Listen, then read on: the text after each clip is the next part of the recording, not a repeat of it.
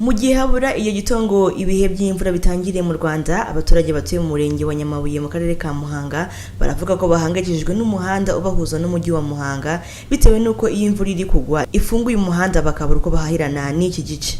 Abaturage bavuga ko mu minsi ishize ubwo imvura yagwaga byagiye bibagora cyane, ahanini kubera iteme rihari rikunze guhita ryuzura cyane ndetse bitewe n'imiterere y'uyu muhanda ukabonyerera cyane ku buryo nta upfa kuwunyuramo.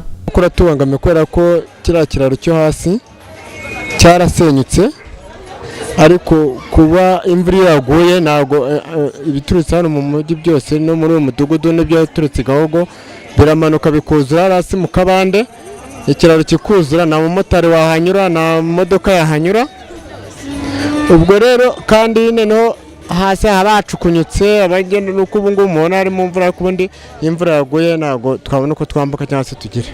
Ubu mu gihe gishize haguye imvura nyinshi cyane isenya amazu, abantu bipira ku iteme ntibabasha kwambuka bitewe nuko haba huzuye nyine. Moto ntizihita, imodoka ntiziza, abantu baba bagiye guhaha hakurya mu mujyi Muhanga ntabwo babasha gutaha ino mbese mwaka kagari ka Gifumba.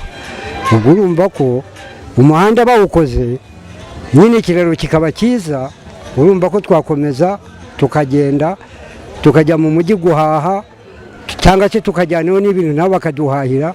Ubu wenda nk'ubu mu zuba bwo nta kibazo, ariko iyo imvura yaguye moto ntabwo ishobora kuva hano mu Rugarama ngo yambuke nk'uwo muhanda wazamutsemo. Kimwe mu byo abaturage basaba ni uko iteme ryatunganywa neza kugira ngo ujye ribasha gufata amazi neza mu gihe cy'imvura, hatabayeho ko umuhanda wuzurirana ngo ubuze abambuka gutambuka, cyane ko bavuga ko bagerageje uko bashoboye n'umuganda ariko imbaraga zabo zikaba ntacyo zihindura gikomeye. Ubufasha dusaba leta ni uko uriya muhanda bawubaka neza rwose kikaba ikiraro gikomeye, ku buryo imvura yagigwa ntitugireho ibibazo, mbese amazi akagenda. Ni kuva kera uyu muhanda nyine urangirika tukawukora ku buryo bw'umuganda, ariko urumva ntabwo umuganda uhagije ku buryo twawutunganya neza.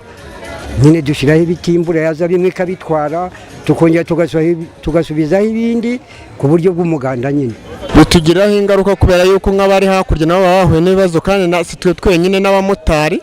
Ubwo uri hakurya bisaba kugira ngo ajye kuzenguruka aho bita Remera mu kagari ka Remera, noneho n'abari inaha nabo kugira ngo wambuke ntabwo ushobora kwambuka, ubwo bisaba guhinira hano hafi kandi twari kujya mu mujyi. Murakoze. Kuba uyu muhanda wasanwa ndetse ugakorwa neza biri mu mishinga aka karere, ariko Maria Beatrice uyobora Muhanga avuga ko bitewe n'ubushobozi bw'aka karere bagenda bareba ahihutirwa kurusha ahandi. Dufite imihanda myinshi ya fidarode y'ibitaka, muri mwaka hari ingengo y'imari tugena, buri ushobora gusanga hari n'undi uhabaye kurusha uriya. Bore biterwa n'uburyo twakoze classification yihutirwa, hari ibyo bashobora gukora n'umuganda tubafashije, hari ibikombe imashini. Ni ngombwa rero ko tureba ho igikenewe igishoboka gikorwa cyo muri emergency, ariko hakabaho n'ibiranga.